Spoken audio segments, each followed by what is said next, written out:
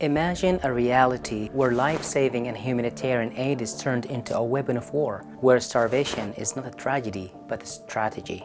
This is the reality in Yemen.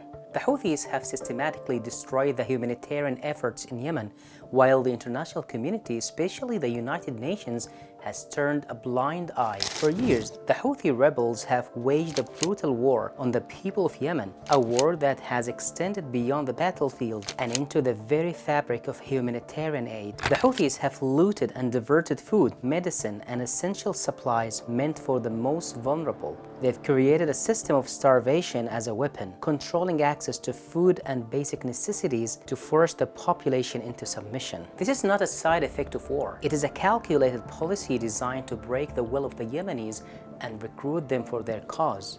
The Houthis have even gone so far as to prevent charitable individuals and initiatives from providing help to Yemenis. All this is done to humiliate and control the population while they monopolize the nation's wealth for themselves and their inner circle.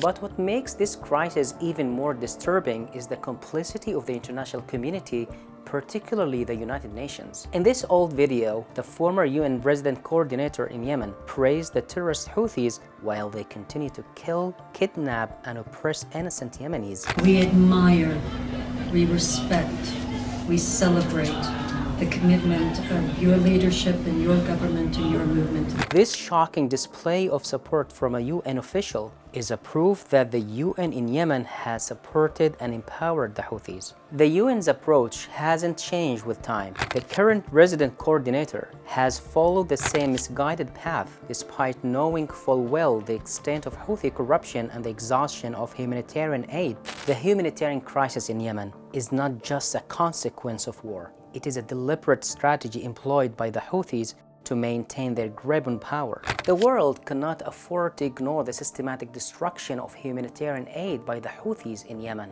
This crisis is not just a tragedy, it is a grave injustice.